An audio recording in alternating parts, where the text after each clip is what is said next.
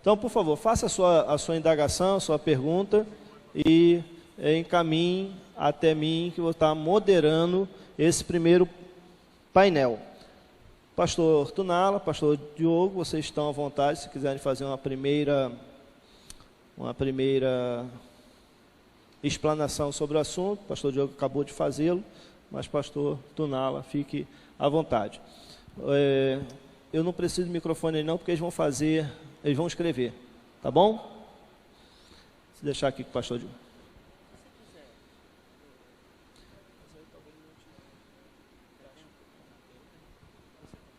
Tá ok, meu irmão? Vamos fazer assim, você escreva aí a sua indagação e nós vamos estar passando aqui para os nossos facilitadores. Pastor Tunala, se eu quiser fazer algumas ponderações antecipadas, está com a palavra.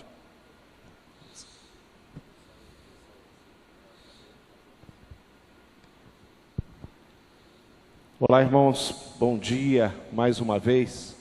Como é bom a gente poder ouvir coisas preciosas que o pastor Diogo traz, e o livro-chave, com certeza, para o fazer discípulos é hoje o relacionamento discipulador.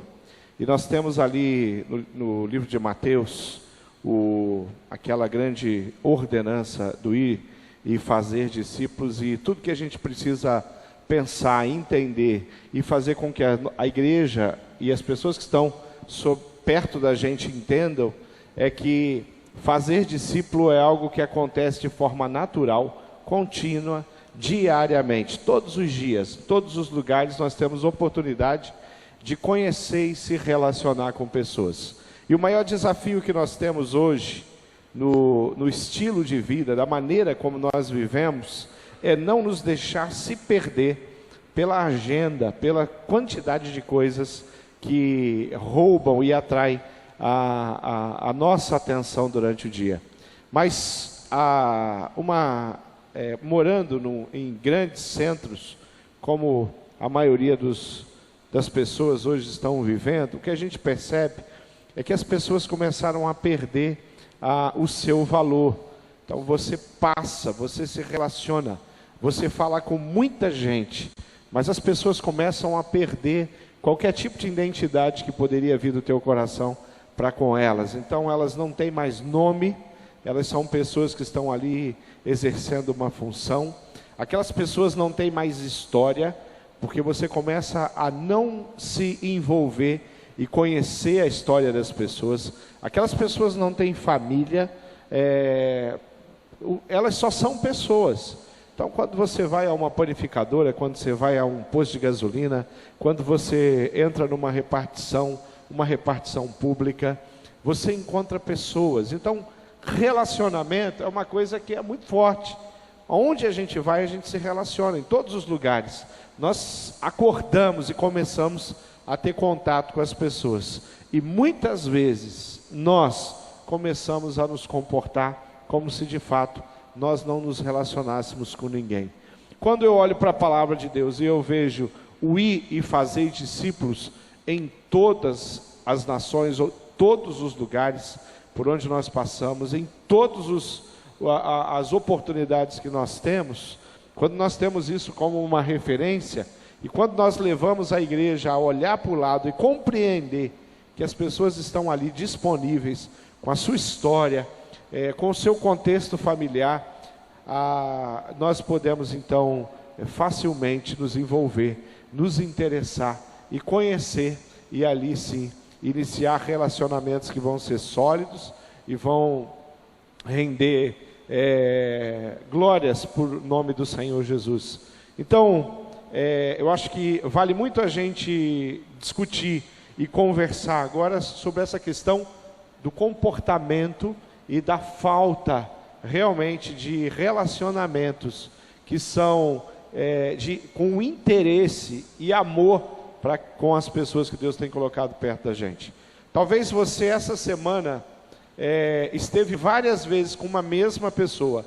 Quem sabe essa pessoa você já se relacionou com ela várias vezes durante esse mês, quem sabe esse ano ou quem sabe há anos, mas você nunca compartilhou a sua fé, o amor de Deus com aquela pessoa, porque isso não é mais uma questão cultural e importante no seu contexto de pertencer à igreja do Senhor Jesus. Então, muito comum nós encontrarmos isso.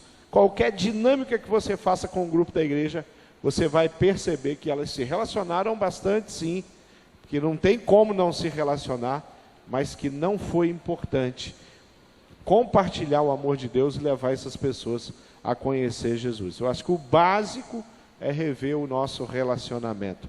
O básico é rever a forma como nós olhamos, conversamos e interagimos com tanta gente que passa pelo nosso caminho todos os dias. Pessoas que nós encontramos, pessoas que nós negociamos, fazemos negócio, pessoas que nós moramos ao lado, pessoas que nós encontramos profissionalmente e em todos os âmbitos relacionais que a cidade, que a vida da gente proporciona. Então vamos prestar um pouco de atenção no valor que as pessoas têm, que isso vai fazer a gente ter uma discussão boa aqui. Ok. Pastor Diogo, como você faz durante a semana para fazer discipulado pessoal e quanto tempo você gasta com cada pessoa? O início da pergunta mesmo, como é que quantas? Como você faz durante a semana? Ah, sim. Aí é uma questão de acerto de agenda, né? Eu costumo dizer que a gente não pode dizer que uma coisa é importante se ela não causa nenhum impacto na nossa agenda. Então, se eu tenho fazer discípulos como algo importante, isso com certeza mexe com o meu planejamento. Então, como que eu faço? Eu me encontro segunda-feira à noite com um discípulo, de 7h30 até as 9, mais ou menos, 1h30, com esse eu gasto mais tempo. Eu almoço com o outro na terça-feira. Na terça-feira à noite, eu tenho um encontro também com outro discípulo. Este é pelo Skype, não é o ideal, mas considerando o trânsito do Rio de Janeiro, e considerando que nós temos também um tempo juntos no PGM, e nós temos buscado outras oportunidades de estar juntos, foi a melhor forma que a gente encontrou ali, da gente estar juntos, né? Ele vai para um quarto separado, eu também fico no local reservado, e a gente conversa ali no Skype. E tem um outro também que é quinta-feira à noite, ele começou a fazer faculdade, começou a fazer o seminário teológico, a gente ainda está em processo de adaptação.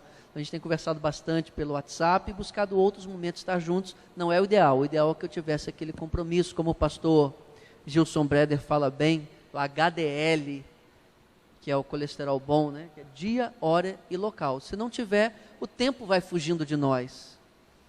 Então, esse é o tempo que eu consumo. 1h a 1h30. Só uma coisa sobre isso que é importante. Por que é vital você ter a sua agenda, ter seu HDL? Porque se você não tiver, o tempo vai fugir de você e você nem perceberá o que está perdendo. É mais ou menos assim. Quando você se propõe a fazer uma academia, ir malhar ou fazer um exercício físico, eu vou terça e quinta. Se você tem alguma outra coisa para fazer naquele horário, você já sabe o que você está abrindo mão. Se você falta 2 vezes seguidas, você já começa a acender o sinal amarelo. Faltei 2 vezes na academia. Mas se você não tivesse aqueles 2 dias, terça e quinta, agendados, você também perderia, você também não faria, mas você não saberia o que você está perdendo. Então, quando você tem um HDL, naqueles horários, naqueles dias, quando tem uma falta, aquilo já chama a sua atenção. Eu abri mão disso. E se tem 2 faltas, você já percebe, tem 2 encontros que nós já desmarcamos. Então, ter o HDL é importantíssimo. Pastor Donala, algumas dificuldades para um bom andamento do relacionamento discipulador. Como superar essas dificuldades? Apontar as dificuldades, as maiores dificuldades, como superar essas dificuldades? Tá, no relacionamento discipulador, acho que a maior dificuldade tem a ver com isso que o Diogo estava falando. A maior dificuldade é a dinâmica de vida. Às vezes a maior dificuldade é você iniciar um processo com alguém, levar essa pessoa a compreender o quanto é importante, por exemplo, ter fixo aquele horário que o Diogo estava falando. Então, a dificuldade é o ponto de, muitas vezes, nós não priorizarmos. Isso, por incrível que pareça, às vezes acontece, parte mais daquela pessoa que está se propondo a discipular do que a pessoa que está querendo ser discipulada. A gente fala assim, as pessoas não querem compromisso. Mas quem não quer compromisso? Às vezes nós não temos isso dentro da nossa agenda com a responsabilidade devida. Então, se eu trabalho esse conceito, né, do HDL, e eu tenho na minha agenda, e eu firmei com o meu discípulo, que naquele horário, a cada 15 dias, nós vamos estar juntos, e eu separo na minha agenda aquele horário para que eu possa trabalhar com várias pessoas. Eu tenho 2 horários na semana e eu tenho 6 discípulos, sendo que 2 são alvos. 2 são discípulos que estão aprendendo e recebendo as primeiras lições do cristianismo. 4 são líderes chaves que acontece esse encontro discipular com mentoria constante, cuidado pastoral, cuidado na vida pessoal. Então, a maior dificuldade é o comprometimento. Todos os outros problemas não significam muito. Irmãos, tem algumas perguntas que parecem mais uma constatação, né? Como nossos membros, o que se perdeu pela falta de um discipulado aos membros da igreja até então? Ou seja, nós não temos uma intencionalidade, não se vê claramente na igreja uma intencionalidade em fazer discípulos, né? Eu acho que é mais uma constatação, né, do que uma pergunta. Nós perdemos algum tempo, perdemos alguns momentos da nossa vida, da nossa igreja, pensando na perspectiva de fazer membros.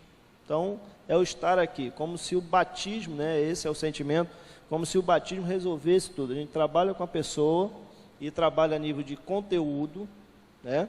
E depois que ela se torna membro, a gente dá eu brinco muito, né? Que é um vale te vira, dá teu jeito aí, arruma alguém e tudo mais. E a gente veio por esse modelo há muito tempo. A gente perdeu muito nessa geração e a gente precisa virar isso. Eu queria fazer só um comentário sobre isso. É que todo esse papo atual sobre relacionamento discipulador-discipulado não é uma novidade.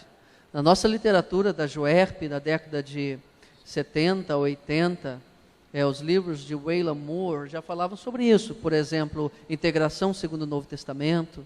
Outro livro, Multiplicando Discípulos, que foi reeditado pela Convicção no ano passado, no ano retrasado, né, Multiplicando Discípulos. Muitos de nós temos esses livros nas nossas prateleiras, nos seminários, no nosso gabinete pastoral. Os livros estavam lá, foram estudados, mas nós não colocamos em prática.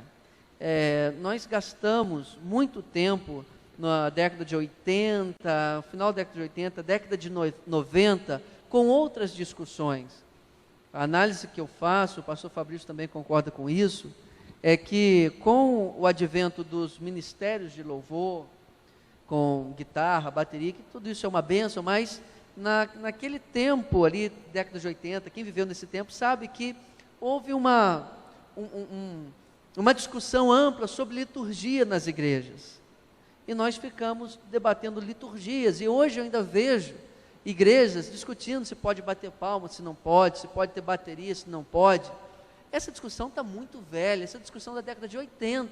Então nós ficamos presos nesse tipo de discussão, enquanto os nossos livros que falavam da nossa missão, que falavam sobre, por exemplo, paternidade espiritual. O Wayland Moore fala sobre ter filhos na fé, como Paulo fala sobre Tito e Timóteo. Hoje a gente se assusta em ouvir um assunto como esse, mas está na nossa literatura da Juerp, da década de 80. Então, assim, eu acho que nós perdemos muito tempo com discussões voltadas para a liturgia. Claro que tem questões que nós precisamos trabalhar nesse assunto também, mas elas já estão superadas há muito tempo. E nós precisamos voltar ao foco da nossa missão e ver que fazer discípulos faz parte do nosso DNA missionário batista, que nós estamos recuperando. Pastor Tunala, agir como babá espiritual e discipular é a mesma coisa? A ideia de ser babá espiritual e fazer discipulado é a mesma coisa? Ou seja, qual a diferença entre uma coisa e outra? Não, com certeza não é a diferença. O discipulado, ele promove, deve promover cristãos maduros, não dependentes. Muitas pessoas, até inconscientemente, talvez o pecado original, leva a eu querer. É um caminho mais fácil, aonde você fica cuidando de mim, me dizendo o que eu tenho que fazer. Existem movimentos hoje que trabalham em torno disso, colocando uma autoridade sobre o discipulador, que ela não é bíblica, não tem princípio para você embasar isso. O papel do discipulador é formar, como o papel de um pai e de uma mãe, não é simplesmente gerar e criar os seus filhos para que sejam dependentes por toda a vida deles, mas que alcance a independência com saúde. Eu acho que o discipulador, nós podemos olhar para os filhos na fé como crianças, a Bíblia chama assim, são bebês espirituais que chegam, eu sempre digo que eles não chegam com o HD vazio, eles chegam com o HD com muita informação ruim, com muita confusão. Nós vamos ter que colocar algumas coisas para fora do coração, da mente deles, e agregar a palavra de Deus e os ensinos da palavra, tornando eles pessoas maduras. Então eu não posso simplesmente me propor a ser alguém que vai direcionar todo o tempo, sempre o caminho daquela pessoa, mas ensinar aquela pessoa a encontrar o caminho da palavra, o caminho de Jesus, levar ela à maturidade espiritual, fortalecê-la para que ela se proteja de todas as armadilhas e todos os ataques do inimigo das nossas almas. Discipulado é isso, é amar profundamente essas vidas e produzir nelas a imagem de Cristo e fazê-las, sim, cristãos que sejam produtivos no reino de Deus e que glorifiquem a Deus todos os dias com a sua vida. Irmãos, tem algumas questões aqui com relação a programas. Como fazer discípulo em meio a esse mar inundado de programas? A nossa agenda está tomada por esses programas que nos sugam, né? Eu estou tentando pegar duas perguntas aqui e resolvê-las, né? E como fazer para sair disso? Então, qual o primeiro passo? O que a gente deve fazer para sair de uma regência de programas, de atividades, para uma vivência discipular? Eu acho que as duas perguntas que foram encaminhadas aqui, elas têm a ver basicamente com isso. Às vezes você pegar as igrejas, ela pegar a sua própria agenda e ela começar a avaliar a sua agenda, facilmente você vai conseguir identificar se a igreja está muito mais vinculada à sua estrutura, a tudo aquilo que ela tem, ou a pessoas. Então, facilmente você analisar a agenda da igreja, o que a igreja tem oferecido, como é que funciona a dinâmica da igreja, em uma semana, você vai facilmente perceber se aquela igreja está ligada à estrutura ou se ela está ligada às pessoas. Tudo que vai acontecer, o propósito de tudo que vai acontecer durante aquela semana está ligada ao cuidado, ao agregar pessoas, a receber pessoas, a cuidar daqueles que estão aqui, ou se são eventos que não vão levar de fato aquele grupo ao crescimento. Eu acho que precisa haver um rompimento. Cada crente, ele precisa olhar a sua agenda pessoal e ver o quanto tem de coisas que realmente o levam ao crescimento. Então, qual é o meu envolvimento com a palavra de Deus e com a oração? Porque o discipular pessoas não vem antes disso. O meu tempo com Deus, a qualidade da minha vida com Deus, ela é uma prioridade que eu preciso assumir. Partindo disso, eu tenho condição, sim, de abençoar e influenciar pessoas. Partindo disso, eu tenho condição de cuidar, porque eu só consigo oferecer se eu recebo. Você está tremendo no sofá aqui, cara. Pastor, estou assim, balançando no sofá aqui, assim, Continua. Pastor Diogo. Continua. Foi só Eu só consigo ministrar se eu sou ministrado. Se a palavra tem falado ao meu coração, se pessoas têm ministrado ao meu coração, eu ministro. Se não, é balela. Se não, eu vou trabalhar com informações em que em algum instante, em algum momento eu recebi, e talvez aquilo não seja o direcionamento do Espírito, a ministração que o Espírito tem para a minha vida e para a vida daquela pessoa, assim. Isso tem a ver com o meu estilo de vida, tem a ver com a minha agenda. Se eu tenho um estilo de vida doido, se eu tenho um estilo de vida estressado, se eu tenho um estilo de vida onde eu não estou analisando os dias, em cada dia, né, os momentos que ele tem, em cada dia eu tenho uma manhã, eu tenho uma tarde, eu tenho uma noite. Como é que eu uso isso com tudo aquilo que envolve a minha agenda? Isso vai fazer com que eu tenha qualidade de vida. Quando eu tenho intimidade com Deus, eu me relaciono com as pessoas, eu vou ministrar. Então é muito importante, tanto na vida pessoal como na igreja. Algumas igrejas você vai ver a quantidade de programas, a quantidade de vezes que os seus membros estão aqui na sua sede, na sua estrutura, no seu endereço, no seu patrimônio, e a quantidade de vezes que essas pessoas estão fora daqui, ministrando alguém, cuidando de alguém, testemunhando lá fora. Então tudo isso é muito importante, analisar com muita seriedade. Todos os compromissos que uma igreja tem precisam ser avaliados diante dos propósitos maiores que nós temos como igreja. O quanto isso de fato edifica, o quanto isso de fato transforma, restaura, o quanto isso ensina, o quanto isso me capacita para ser um cristão autêntico. Eu queria só acrescentar aqui, nesse como fazer isso, eu acho que parte muito do pastor, porque nós temos uma noção, ao meu ver equivocada, que os membros estão crescendo espiritualmente à medida que estão frequentando mais os programas. É claro que as pessoas que estão buscando mais a Deus vão querer estar na escola bíblica dominical, vão querer estar nos cultos, sim, mas nós queremos medir o crescimento espiritual da igreja pela frequência das programações. Acabamos tendo isso na nossa mente, então queremos ter mais programações. E aí nos tornamos escravos delas. Eu estou falando como pastores. Fazemos uma programação, um evento, aí termina, já estamos cansados com aquele, mas já temos que pensar no próximo, que tem que ser melhor para ter ainda mais gente. Eu acho que o caminho é começar pelo pastor. Como? Primeiro, ele investir em pessoas. Ele selecionar na sua liderança, na sua igreja, pessoas-chave que vão para o sofá da casa dele. Segundo, começar a ensinar a igreja sobre isso, pregar sobre isso, inclusive ilustrando com histórias que ele estará vivendo. Os membros da igreja vão sendo transformados, vão compreendendo isso, e eles mesmos vão começar a sentir a necessidade de substituir agendas de programas para relacionamentos, mas isso não será de uma hora para outra.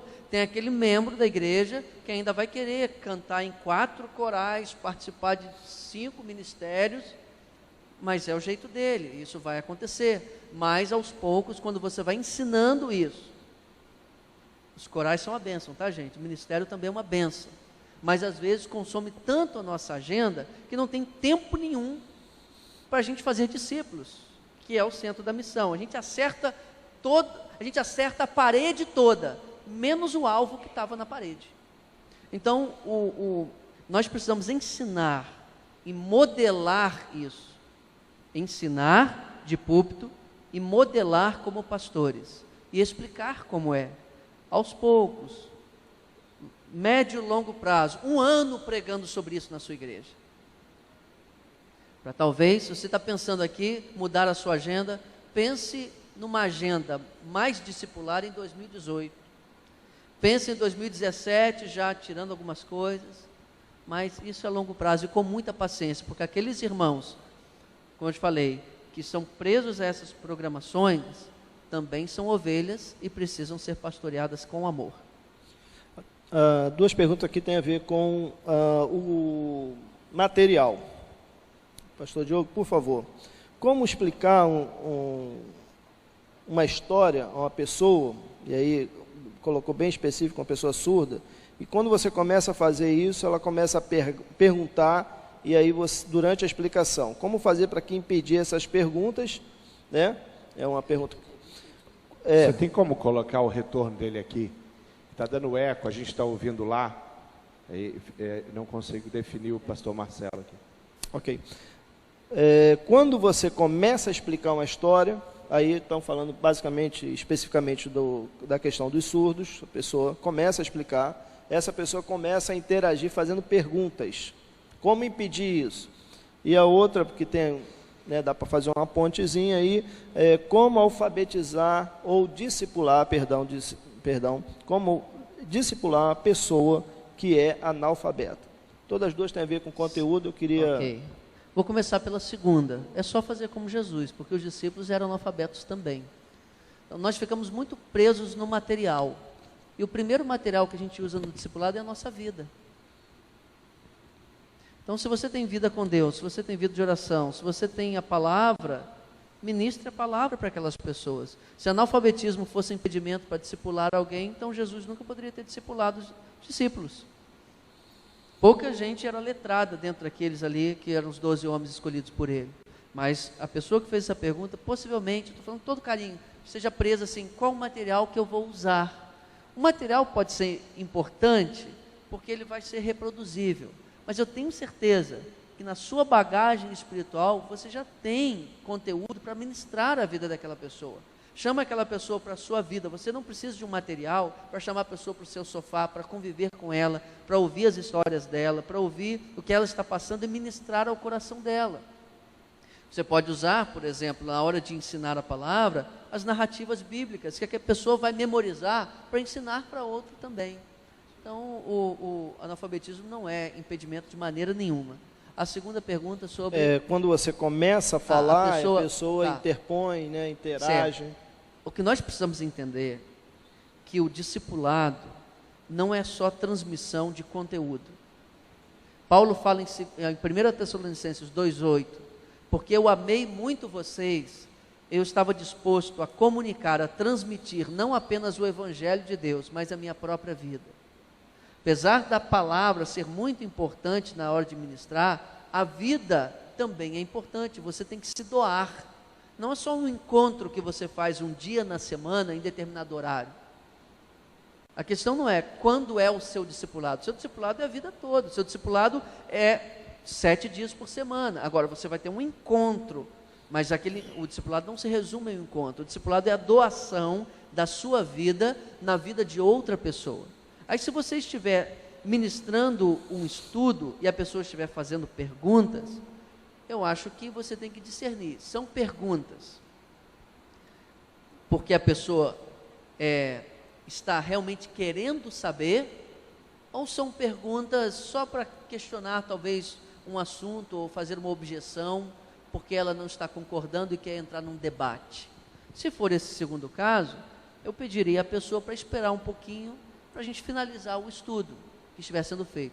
Mas se a pessoa está perguntando porque ela quer saber, porque ela não entendeu, eu paro tudo e vou responder a pergunta dela. Certo? Então, eu acho que foi assim. Jesus, ele questionou, ele estava conversando com a mulher samaritana, e ela faz uma pergunta teológica para ele, e ele responde.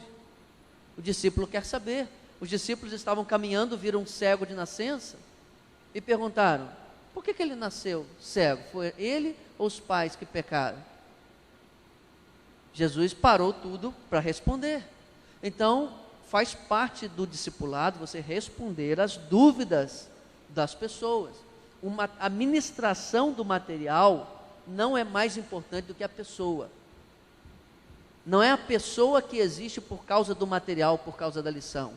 Espera aí, segura as perguntas que eu tenho que completar aqui o roteiro, eu tenho que completar a lição. Qual é o principal valor? A lição ou a pessoa? Apesar da lição ser importante, o principal valor é a pessoa.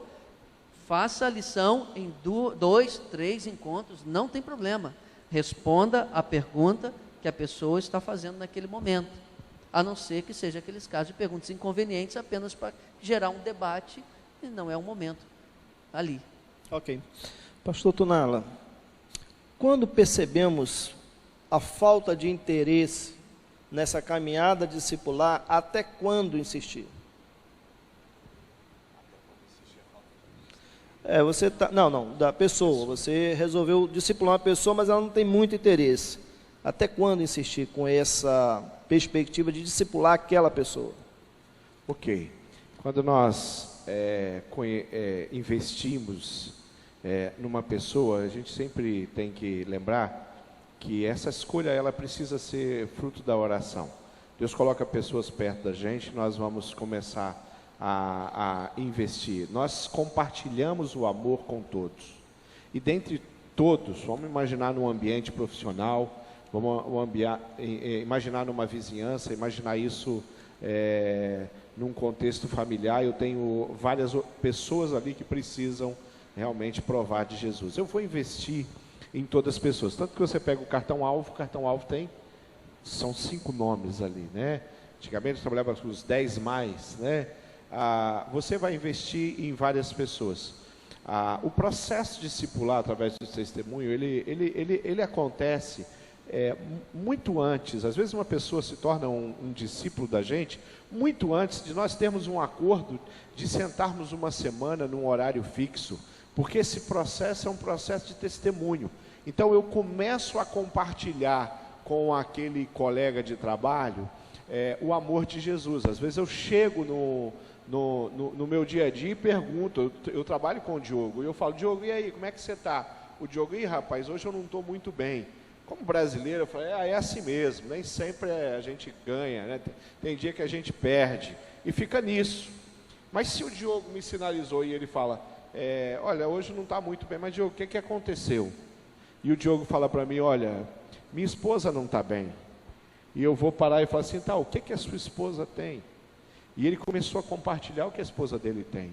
E eu falei: Diogo, eu quero orar pela sua esposa. Como é que é o nome da sua esposa? E agora eu sei o nome da esposa do Diogo. Nós estamos num relacionamento e eu sou um homem de Deus. Eu vou abençoá-lo com Isso é um processo discipular. Ele não sabe que é meu discípulo. Nós não temos um acordo, um horário. Nós não sentamos com a Bíblia na mão. Ele é uma pessoa que ainda vive na impiedade e eu estou compartilhando. E esse processo vai acontecendo. O Diogo vai começar a me dar credibilidade. Daqui a pouco o Diogo vai chegar para mim e falar assim: Márcio, eu queria que você orasse pela minha mãe. Diogo, como é que é o nome da sua mãe? Aí eu vou falar para ele assim: Diogo, que tal você orar pela sua mãe? Vamos fazer o seguinte: ora agora, vamos orar agora, você vai orar pela sua mãe. Aí o Diogo vai falar assim: Márcio, eu não sei orar. O Diogo é um cara que já está com 25 anos, né? É isso aí. Aleluia. E ele nunca fez uma oração na vida dele. 25 anos, 30 anos, 40 anos, 50 anos. Nunca fez uma oração. Aí eu vou falar assim: Diogo, do jeito que você está falando comigo, você fala com Jesus Cristo. E eu vou levar ele a fazer a primeira oração. Isso é discipulado. Isso é ensino. Isso é interesse. Isso é amor. Então, a partir daí, eu estou levando. O Diogo já veio para pedir uma oração. Eu estou acompanhando. Se ele me falou da esposa dele hoje, amanhã eu não me esqueci da esposa dele. Eu falei: como é que ela está hoje? Ela melhorou ontem, nós oramos por ela. O Senhor Jesus tem poder. E ali, daqui a pouco eu vou ter a oportunidade de sentar com ele diante da palavra, abrir a palavra e mostrar as verdades para ele que estão ali naquele livro sagrado. O relacionamento discipular começa assim, do -1, né? Não começa do 0, começa do -1. E ali nós começamos a minha caminhada. O Diogo trabalha comigo, eu vejo o Diogo 5 vezes por semana. Eu tenho 5 dias na semana para compartilhar com ele verdades. Eu posso levar textos impressos, eu posso enviar para o WhatsApp dele um devocional, eu posso almoçar com ele, separar um dia da semana para almoçar com ele. Ele é vascaíno, eu sei que eu vou ter que aguentar esse negócio de o cara vascaíno, mas não tem problema, por amor a Jesus eu vou sentar com o vascaíno, e eu vou levar o vascaíno a Jesus, quem sabe até vira flamenguista. O negócio está vindo bem, né? Começou a descambar o congresso. Vamos parar por aqui, porque daqui a pouco ele vai falar assim: eu vou me encontrar com o Diogo na segunda. Diogão, tô contigo, Diogão. Vai voltando lá. Como podemos influenciar uma pessoa quando não a conhecemos a fundo? Como iniciar esse relacionamento discipulador, por exemplo, quando essa pessoa vem nos procurar? Pastor Diogo, por gentileza. Quando não conhecemos a pessoa a fundo e ela vem nos procurar? Como fazer esse relacionamento discipulador quando não a conhecemos a fundo? Talvez esse exemplo que o pastor Tunala colocou, a gente é amigo lá de trabalho e tudo mais, né? E agora essa pessoa nos procura, porque aí não foi nem o irmão que perguntou, mas eu estou tentando aqui sintetizar, entender a pergunta, né? Ela chegou, você percebeu, você é crente, você pode orar pela minha esposa e tal. Então, assim, eu acho que a ideia da pergunta Eu acho que esse é o sonho de toda pessoa que quer fazer discípulos no seu contexto, é que alguém chegue e se apresente. Isso é raríssimo, mas se isso está acontecendo com você, que fez essa pergunta, ótimo, pode acontecer, mas é raro alguém chegar e já perguntar para você. Aí você está com o prato cheio na mão, você está com a faca e o queijo. Só você dar tempo a essa pessoa, convida essa pessoa para a sua vida, para a sua casa, fazer uma refeição com você, ouça a história dela, ore por ela. Se você tem um PGM, convida a pessoa para o seu PGM. Hoje eu queria ter esse tipo de pessoa assim que viesse até mim. Agora, as pessoas que eu não conheço, comece a interagir. Comece a andar perto. Eu tenho buscado, você falou sobre exercício físico, começar a fazer exercício físico. A primeira medida que eu tomei foi tirar o elevador da minha vida e começar a andar de escada, subir as escadas do prédio, né? É a primeira coisa aí, pastor, de repente você quer começar a fazer exercício físico, você mora num prédio, 3º, 4º, 5º, 6º andar, começa a tirar o elevador da sua vida. Mas quando eu chego num prédio e tem alguém que eu não conheço, pegando o elevador, segura a porta para mim, o que eu vou fazer? Você entra no elevador. Eu vou fazer o sacrifício de entrar no elevador, não subir a escada, porque eu quero interagir com aquela pessoa, dar um bom dia, perguntar o nome. E assim você vai. Está tudo bem com você? Olha, tem uma boa semana. Começa, daqui a pouco você vai criando interação.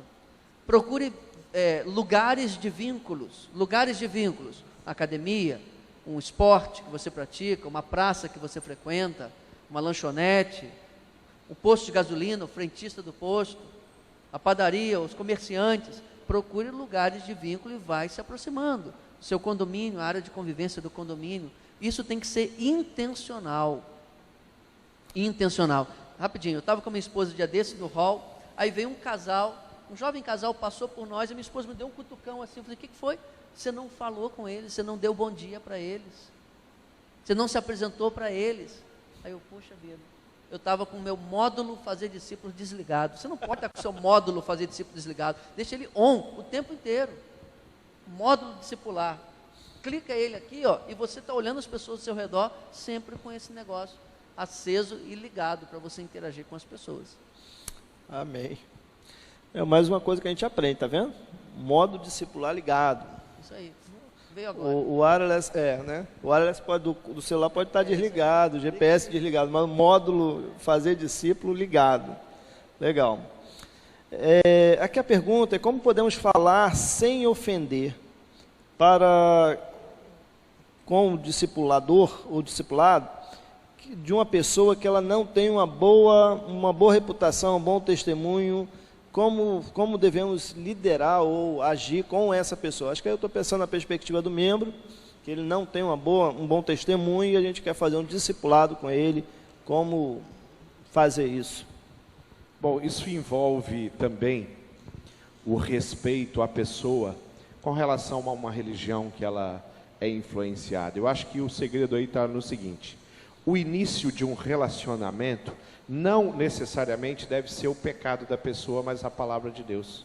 O que eu preciso expor no primeiro processo, no primeiro período, eu preciso pregar a palavra de Deus, eu preciso mostrar o plano de salvação, eu preciso fazer com que aquela pessoa entenda que o Senhor Jesus a ama profundamente. Eu não preciso iniciar um relacionamento ou um processo de discipulado focado no pecado, se essa pessoa é homossexual, se essa pessoa ela é espírita, se essa pessoa... Isso é secundário, porque o que eu vou compartilhar com essa pessoa é o amor de Deus, a palavra de Deus, porque o que transforma é a mensagem de Cristo. No processo, quando você começa a apresentar Jesus, o plano, o amor incondicional, sacrificial que Ele tem pela vida das pessoas, eu compartilho a minha vida e não estou focado em combater ou acusar aquela pessoa. No processo, ela vai expor, ela vai levantar, ela vai se questionar, ela vai me fazer perguntas a respeito, muitas vezes, do pecado dela. Então, às vezes, a nossa intenção é chegar numa pessoa que a gente acabou de conhecer, e se ela diz para mim, eu sou kardecista, pronto, em vez de eu falar de Jesus, eu vou falar de Kardec. Em vez de eu falar do cristianismo, eu vou falar do espiritismo. Eu vou ofender. Eu vou talvez gerar uma barreira que, quem sabe, vai levar anos até para que outra pessoa consiga entrar na vida daquela pessoa e partilhar. Nós temos uma dificuldade muito grande com os PGMs, na capacitação do líder, de fazê-los entender que os nossos PGMs estão abertos para toda sorte de pecador, todo tipo de pecado e todo tipo de religião. Então, na minha casa, lá, sentar no meu sofá, eu espero que os espíritas cheguem e sentem. Eu espero que católicos que estão envolvidos com a idolatria cheguem, sentem ali e comecem a conhecer esse grupo e comecem a ouvir a mensagem de Cristo. O tratar o pecado em si, daquela pessoa, precisa estar em segundo plano. Antes, ele precisa entender o amor de Deus pela vida dele. Nossa tendência é partir para cima do pecado, é o fight, né? Nós já queremos, às vezes até não tão intencionalmente, mas nós partimos para uma agressão com relação aos valores e os princípios que aquela pessoa tem. Então, eu acho que o caminho primeiro, apresenta o projeto de Deus, o plano de Deus, que está acima de todas as religiões e filosofias que essa humanidade conheceu, já provou, já inventou, já criou. Isso é a base. Então, eu não simplesmente sou aquele que tem sempre um dedo apontado para a pessoa, mas sempre um dedo apontado para o amor de Deus e para a palavra de Deus, porque isso sim vai transformar vidas. Pastores, eu aproveitar, não está aqui, mas como é que funciona a questão de gênero nesse relacionamento discipulador? Se você pensar no relacionamento discipulador como um processo que vai desde antes da conversão até o amadurecimento da pessoa, né, para o fim da sua vida, você pode ter homens que influenciem mulheres no seu ambiente de trabalho e alcancem essas mulheres para Jesus. Não há dificuldade nisso. Mas quando você parte para um convívio mais próximo, em que a pessoa começa a abrir o seu coração e você vai ministrar na vida dela, aí o ideal é que seja homem com homem, mulher com mulher. Mas eu não elimino essa hipótese no início do relacionamento. Até porque você pode ter uma colega de trabalho que está interessada em conhecer mais sobre Jesus e você convida ela para o seu PGM e lá ela vai interagir com outras mulheres e você apresenta essa mulher para uma outra mulher que é membro do seu PGM para manter, então, aquele relacionamento discipulador com ela. Agora, em termos de convívio, de aconselhar, de influenciar com o Evangelho, claro que com sabedoria, sabendo os momentos, horários, locais adequados, eu não vejo que há esse impedimento. Porque o impedimento maior em termos de cultura, de barreira cultural para um homem falar com a mulher, Jesus venceu em João capítulo 4. Não apenas a barreira de ser um homem e uma mulher, mas um homem e uma mulher no Oriente Médio, sendo um judeu e uma samaritana. Então, se um homem não pode evangelizar uma mulher, se ele não pode se relacionar no sentido de falar da palavra de Deus, mostrar amor, compaixão por uma mulher, então Jesus fez tudo errado ali em João 4. E nós estamos no Brasil, século 21, é muito diferente, nós temos muito mais abertura. Agora, com sabedoria, para saber momento, contexto, local, mas assuntos mais profundos, de intimidade, aí você vai apresentar para uma outra pessoa do mesmo gênero para acompanhar. No PGM isso vai acontecer. Ok.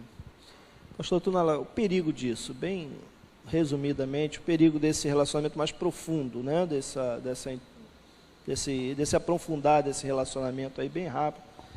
O aprofundamento, o Diogo colocou bem, o PGM, ele vai dar esse suporte, essa estrutura, porque no PGM, as mulheres, por exemplo, vão poder abraçar essas mulheres. Quem sabe é uma colega de trabalho que eu estou investindo na vida dela para que ela realmente, e eu estou pregando o Evangelho. Eu devo fazer isso, eu não preciso dizer, não, ó, Deus vai levantar uma mulher, não, que eu estou ali, eu me relaciono com ela, é o meu testemunho. Mas o pequeno grupo, as mulheres do pequeno grupo, é quem vai, eu conseguindo trazê-la ao pequeno grupo, nós vamos definir no pequeno grupo uma das mulheres que vai realmente pegá-la e caminhar e ser ali, oficialmente, reconhecidamente, a discipuladora daquela pessoa que vai entrar em questões de intimidade, que vai entrar em questões do histórico, de todas as experiências de pecado que uma mulher teve. Hoje, com o passar dos anos, por exemplo, no Ministério Pastoral, no aconselhamento, eu coloco limite no aconselhamento. Recebo uma mulher ali, ela começa a abrir, eu vou começar a entender qual é a área de pecado, as coisas que ela precisa colocar para fora. Isso é fundamental. Confessar o pecado, a gente não precisa falar assim, eu entendi já que você pecou. Não, ela precisa falar. E o que aconteceu foi que ao longo dos anos foi construída uma equipe de pessoas que me apoiam no aconselhamento pastoral e que hoje muitas vezes vão para o gabinete pastoral comigo para começar um processo na área do aconselhamento. Minha esposa participou várias vezes comigo, às vezes só de estar presente, para mim poder ouvir uma confissão. Há outras mulheres na igreja que me auxiliaram com isso, inclusive entrando no meu gabinete e saindo dali com um compromisso de uma caminhada contínua, sistemática, profunda, a restauração de mulheres, assim como a restauração dos homens precisa acontecer também. Então, a sociedade está muito machucada. As mulheres estão experimentando coisas que nunca deveriam experimentar. Muito jovens, têm uma bagagem na área sexual que muitos de nós aqui vamos precisar de umas 3 vidas para experimentar. E elas são alcançadas. E elas chegam com toda aquela bagagem pesadíssima. E você precisa, sim, ter uma estrutura, e você precisa ter um grupo de apoio, você precisa ter mulheres que vão abraçar, vão ouvi-la e vão ajudar para que ela possa provar essa libertação, restauração completa da vida de pecado e provar uma vida com Deus de liberdade. Então esses cuidados a estrutura precisa pensar sempre, né? Só uma coisa sobre isso, nessa questão de gênero. Você é um homem e você tem uma colega de trabalho, mas você é casado.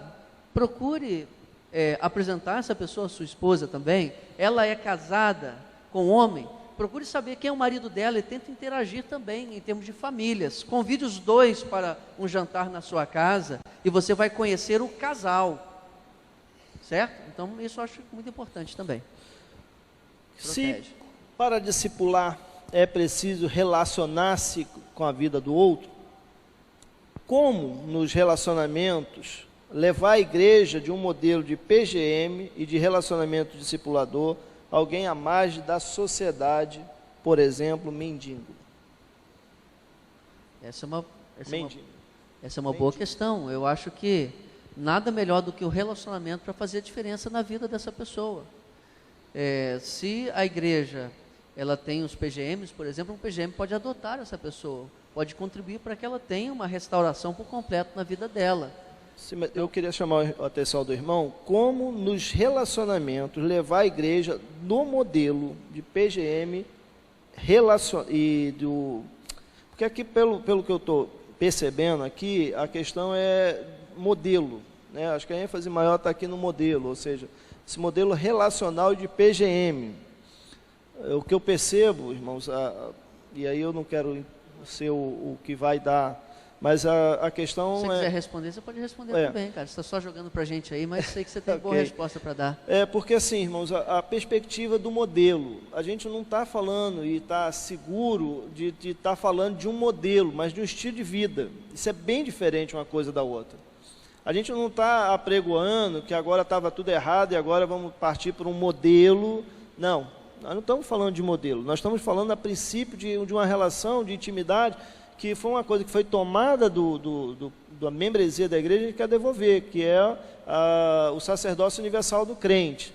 Então isso não tem a ver com o modelo de ser igreja, no que diz respeito à sua estrutura, mas a vida minha discipular. Eu posso evangelizar, a gente falou aqui, a gente pode evangelizar qualquer um a mais da sociedade e trazer para o ambiente acolhedor, né, vamos pensar embrionário ou da manjedoura, que é ali o pequeno grupo, mas também para a igreja, a partir da minha vida, empregado na vida daquela pessoa. Então, eu não tenho barreiras com relação sociais, eu não tenho barreiras nenhuma. Agora, se eu for pensar na estrutura, que a estrutura tem que fazer, isso você vai criar um grande problema. Só para os irmãos entenderem, ficar mais claro, a gente quando tem um ministério, vamos pensar assim, eu tenho um ministério de ação social, meu negócio é gente, mas meu negócio é gente mal cheirosa, gente de rua, ou craquento, seja lá quem for, eu tenho um ministério.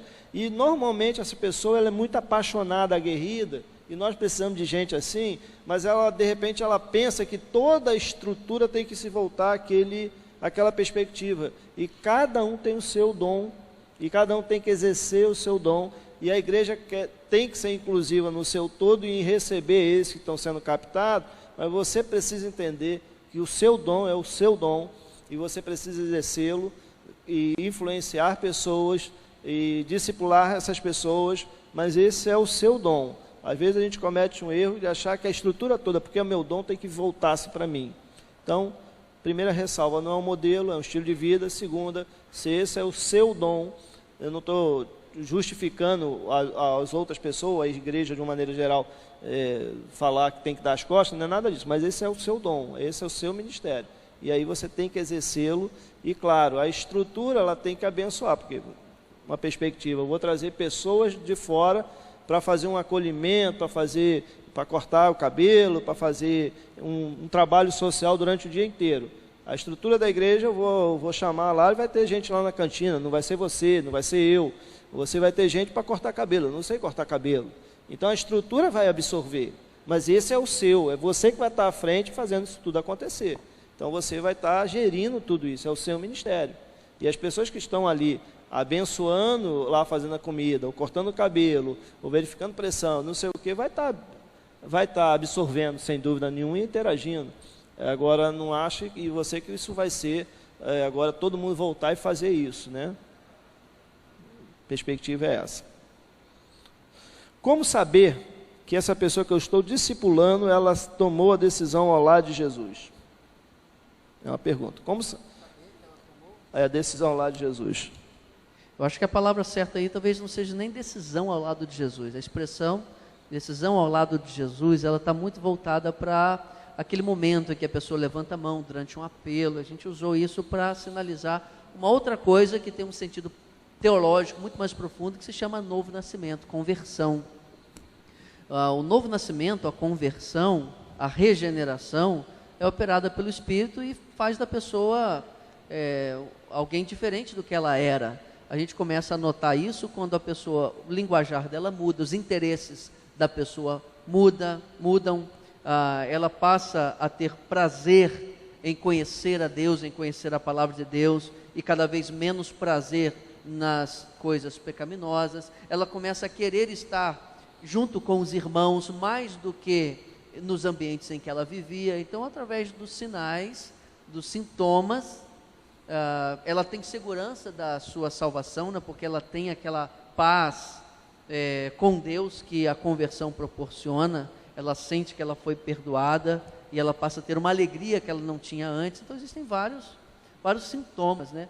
A nossa declaração doutrinária da Convenção Batista Brasileira fala muito bem sobre esse assunto aí, mostrando quais são os sinais de alguém realmente nascido de novo. Nem sempre acontece no momento decisão, entre aspas, que a pessoa toma no momento do apelo. Às vezes é dentro de um processo, numa caminhada. Eu peguei algumas 3 perguntas aqui que foram feitas direcionadas diretamente ao assunto PGM. E eu estou evitando-as de propósito por causa do relacionamento discipulador. Nós entendemos claramente que esse é o ponto-chave, né?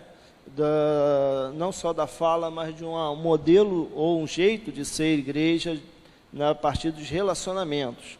Mas eu vou fazer uma última pergunta, né, com relação a PGM. Pastor Márcio, é direcionado ao irmão. Na sua igreja, qual foi o tempo necessário para a capacitação de uma pessoa para ser líder de PGM? Bom, existem alguns elementos que são básicos para a pessoa se tornar um líder de PGM, mas não dá para colocar um tempo, porque você tem, cada pessoa ela tem reage, tem um comportamento diferente. Eu já vi líder de PGM, já vi uma pessoa chegar a líder de PGM em um ano que chegou, as circunstâncias levaram aquilo. Mas isso não é o comum. O comum é que a pessoa realmente passe um tempo mais. Mas a formação, a capacitação de um líder de um pequeno grupo, ele acontece. Eu falo que a principal capacitação do líder acontece dentro do PGM. É o PGM quem forma líderes. Toda a estrutura, escola de líder, cursos, congressos, palestras, tudo isso é um agregado que leva e abençoa essa pessoa com alguma informação. Mas o líder de PGM, ele é formado dentro do líder de PGM.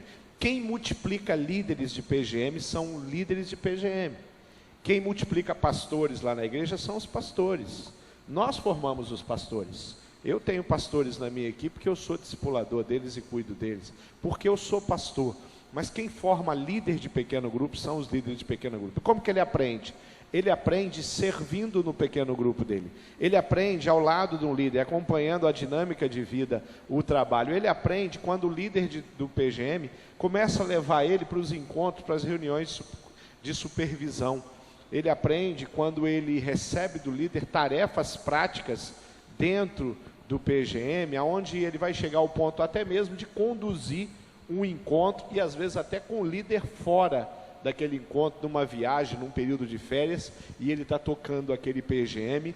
Ele é o que nós chamamos de líder em treinamento, e que na multiplicação do PGM ele vai se tornar um líder e vai começar a ter um relacionamento agora com um supervisor de PGM, que algumas vezes pode ser até mesmo o líder do PGM dele, que se torna um supervisor, que os nossos supervisores vêm da liderança de PGM. O tempo, às vezes é o tempo que o PGM dura, em torno de um ano, né? Uma pessoa que já foi alcançada e tudo, e ela vai se tornar um líder de PGM. Mas, normalmente, as pessoas levam aí de 2 a 3 anos para ter a sua primeira experiência como um líder de treinamento, de modo geral, né? Então, é mais ou menos essa linha. Não sei se eu respondi. Só para quem está começando agora e ainda não tem PGM, existe no nosso portal Multiplique, no espaço do líder, tem 2 materiais muito interessantes que você deveria ler. O primeiro é o PGM Protótipo. PGM Protótipo é um PDF que você baixa gratuitamente. E o outro é o Trilho da Implementação. Ali vai mostrar para você quais são as etapas que você tem que desenvolver antes de começar a ter os seus PGMs. Ensinar a igreja sobre isso, fazer um PGM protótipo, o primeiro PGM que vai ter como líder você, pastor, porque o líder do PGM, ele é formado no próprio PGM, observando o seu líder, mas e quando não tem PGM nenhum ainda? Tem que ser esse PGM com o pastor, e ali ele vai aprender como ser um líder de PGM. E também fazer um curso, né? Lá na PIB Cabo Frio, que é a minha igreja, lá tem um curso que acontece em 8 encontros para o líder do PGM. Às vezes ele faz um intensivo de um dia só, sábado assim, o dia todo. Aspectos mais práticos, tipo como organizar o ambiente, como receber bem as pessoas, como conduzir o roteiro, também é importante. Mas eu te aconselharia a dar uma olhada nesses 2 materiais lá no espaço do líder, igrejamultiplicadora.org.br. Você se cadastra e lá tem esses 2 materiais para você baixar gratuitamente. Ok. Nosso tempo acabou. Infelizmente, ficaram algumas poucas perguntas aqui a serem respondidas. E nós vamos para o nosso almoço. Amém, irmãos? O pessoal está muito animado, nem para almoçar, gente. Mas, irmãos, deixa eu dizer algumas coisas para os irmãos. Nós voltamos às 2h30 para as clínicas. Nós vamos nos encontrar aqui rapidamente, às 2h30, e depois nós vamos ser direcionados às clínicas. A todos que fizeram as inscrições, receberam uma pulseira. Você vai entrar na sala com a identificação das pulseiras. Você também, outra coisa que foi uma questão de gestão nossa, eu quero pedir perdão e corrigir isso, você tem direito a 2 oficinas, vamos ter um intervalo, e você pode procurar uma outra oficina para participar na parte da tarde. Então, quem já fez a inscrição, já recebeu a pulseira, tem que voltar para a gente poder corrigir essa questão. Você vai poder fazer 2 oficinas na parte da tarde, ok? Quero fazer um apelo a você, passar no nosso stand, passar nos stands que estão aqui da União Feminina, representada por uma livraria, da Junta e também dali do pessoal que tem uns aparelhos aí de massagem muito bons. E também outro apelo que eu faço a você, você almoce aqui na igreja. O valor é de R$15, você não vai achar outro valor menor do que esse. É aqui atrás, uma comida excelente, servida aí pelos irmãos da igreja, que têm nos abençoado com toda essa estrutura, com todo esse conforto. Perdão. O link... Assim, se você acessar o site, lá no site da Igreja Multiplicadora também, igrejamultiplicadora.org.br, tem uma aba lá, ao vivo, que ele está te jogando para o YouTube aqui da igreja, que está transmitindo esse evento aí ao vivo. Se você puder, manda aí compartilha, manda um zap aí para o pessoal da sua igreja, que eles podem acompanhar isso aqui ao vivo também. igrejamultiplicadora.org.br, ao vivo, lá te joga diretamente para o evento.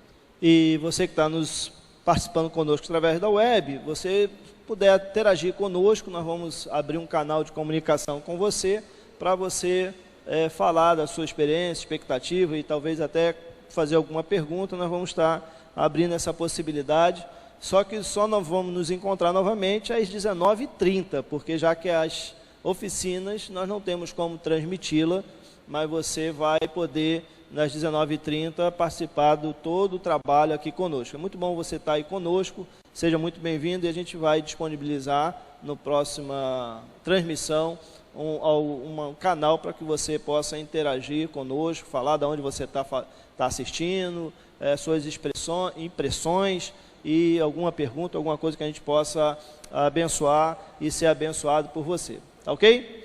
Então, a você que está nos assistindo, até às 19h30, a nós aqui que estamos aqui na plenária, até às 2h30, quando nós voltamos aqui para o auditório, para que nós sermos orientados com relação às clínicas que teremos e aonde elas estarão encaixadas.